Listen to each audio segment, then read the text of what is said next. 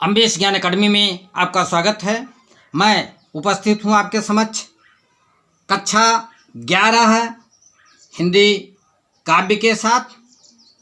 आइए, इसमें जो दूसरे कवि हैं वो हैं मलिक मोहम्मद जायसी जी, और इनकी कविता है नागमती वियोग वर्ण।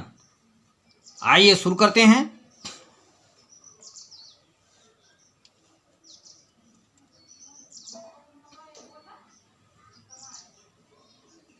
नागमती चित उर पथ हेरा, प्यू जो गए पुन कीन्हन फेरा।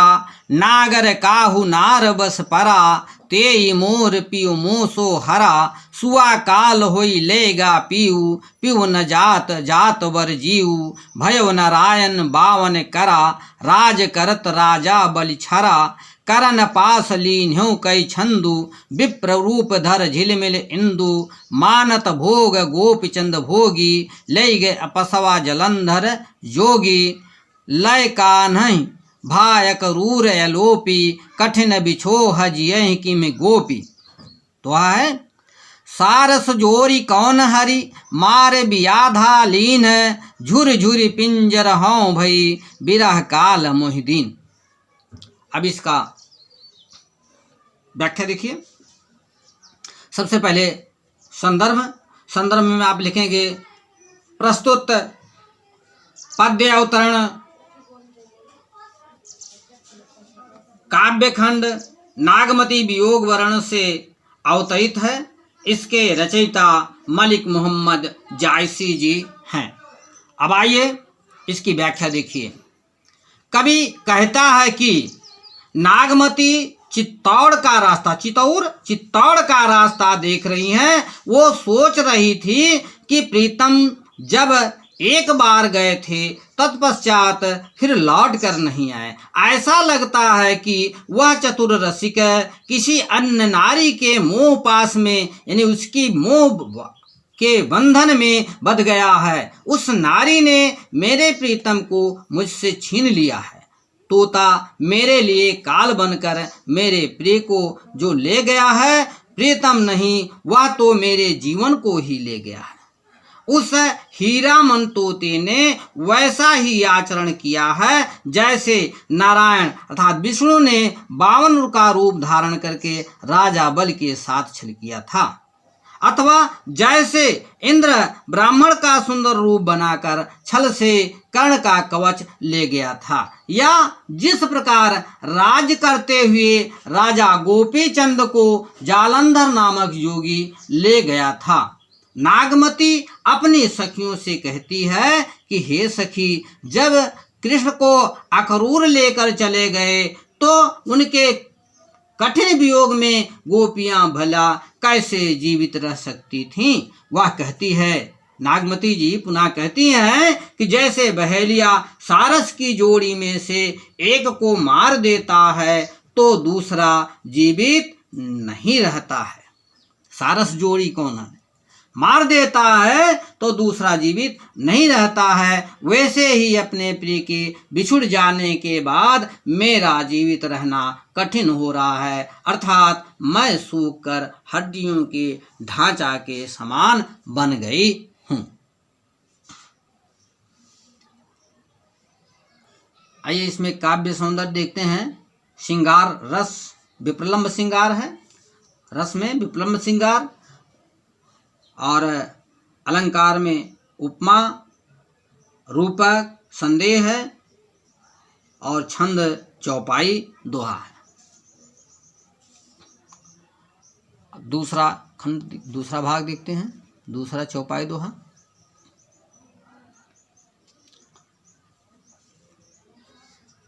पिय वियोग अस बाउर जीव, पपिहा नित बोले पियु पियु।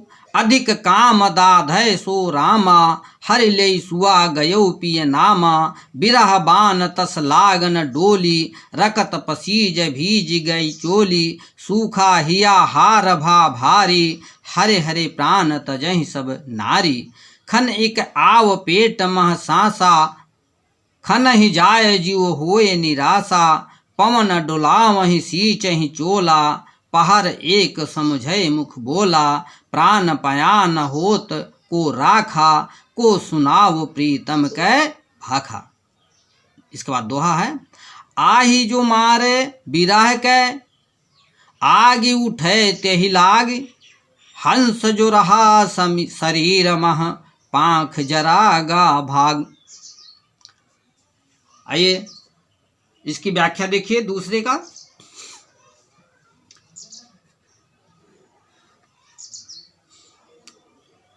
व्याख्या में,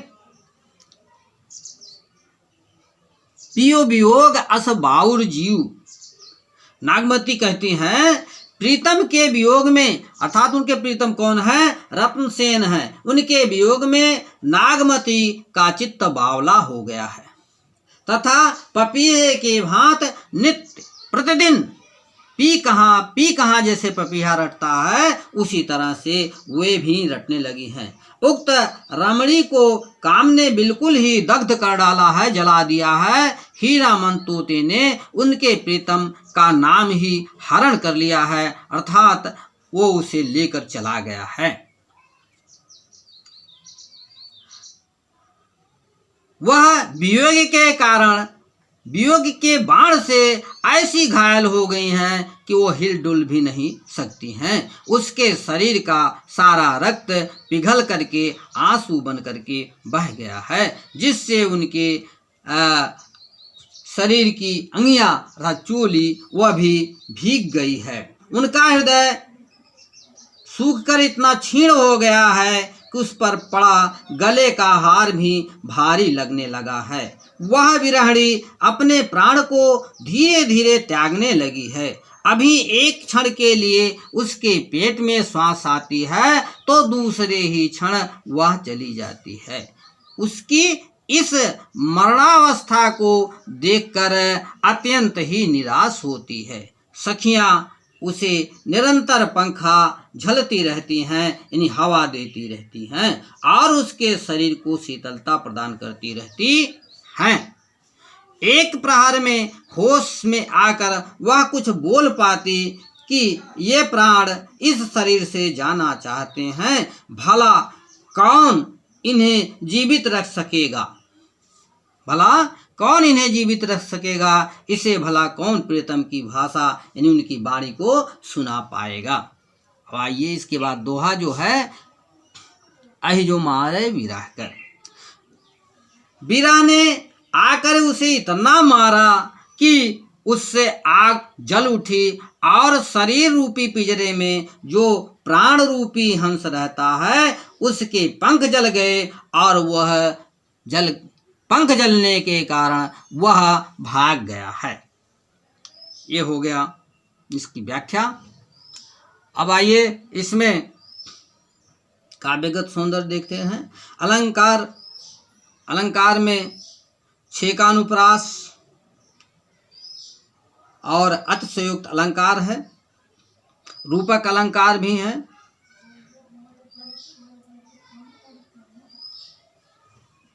छंद दोहा चौपाई है।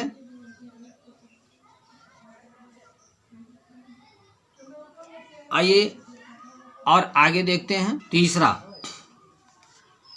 पाट महादे हिय ना हारू, समझ जीव चित चेतु संहारू, भंवर कमल संग होई मेरावा, संवर नेह मालति पह आवा, पपि है स्वाति सौ जल जस प्रीति, टेक पियास बांधु मन थीति, धरती है जैसे गगन सौ नेहा, पलटि आव बरखा ऋतु मेहा, पुनि बसंत ऋतु आव नवेली, सो रस सो मधुकर सो वेली, जिन अस जीव करसि तू बारी, यह तरिवर पुनि उठहि संवारी, दिन दस बिनु जल सूखी विधंसा, पुनि सोई सरवर सोई हंसा। इसके बाद दोहा, मिलहि जो बिछुरे साजन, अंकम भेटि गहंत, तपन मृग सिराजे सहै, ते अद्रा पलहंत। संदर्भ वही रहेगा। आइए देखिए इसकी व्याख्या। पाट महादेई, जब इस तरह से नागमती व्याकुल होती हैं तो उनकी सखियां उन्हें समझाती हुई कहती हैं कि हे पटरानी, हृदय में निराश मत होइए, अर्थात निराशा को मत धारण कीजिए।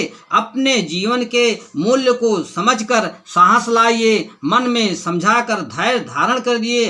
प्रातःकालीन प्रस्फुटित कमल के सौंदर्य से आकर्षित होकर भंवरा उसके पास चला जाता है, किंतु जिस समय उसे मालती की याद आती है वह पुनः उसके पास लौट आता है।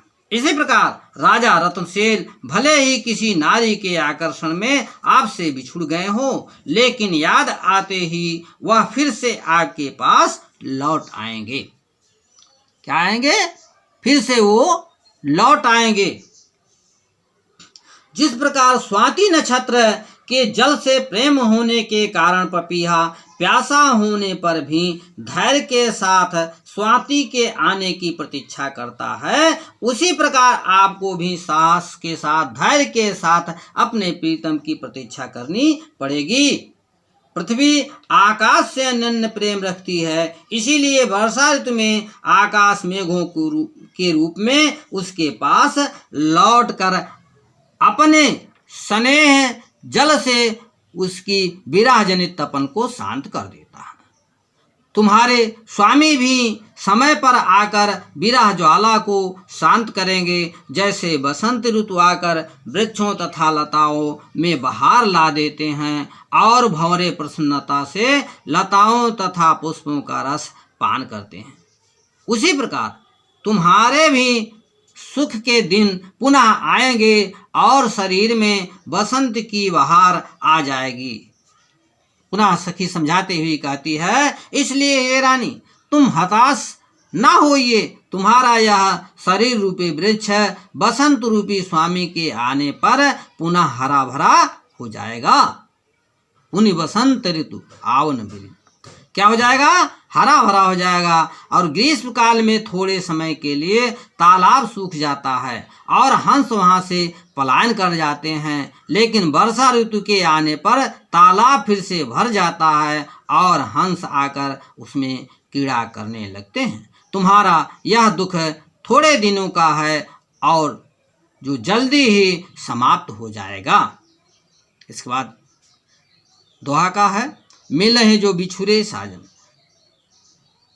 आगे सखी कहती है, बिछुड़े हुए प्रीतम शीघ्र ही मिलकर तुम्हारा आलिंगन करेंगे और तुम्हें अपूर्व सुख की अनुभूति होगी। जो मृगशिरा एक नक्षत्र होता है जिसमें काफ़ी गर्मी पड़ती है, जो मृगशिरा के ताप को सहते हैं वही आर्द्रा नक्षत्र के जल से पल्लवित होते हैं। तुम भी विरह की अग्नि से तपने के बाद प्रीतम से भेंट होने पर अपूर्व आनंद का अनुभव करोगे, इसलिए तुम्हें हताश नहीं होना चाहिए। इस प्रकार से इसका भावार्थ व्याख्या हुआ। इसमें भी काव्यगत सौंदर्य देख लीजिए। काव्य सौंदर्य में भाषा अवधि है, रस वियोग श्रृंगार है, अलंकार दृष्टांत है, शैली प्रतीकात्मक है, छंद दोहा चौपाई है।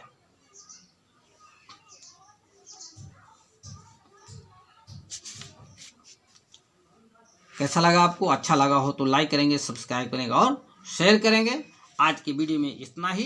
धन्यवाद।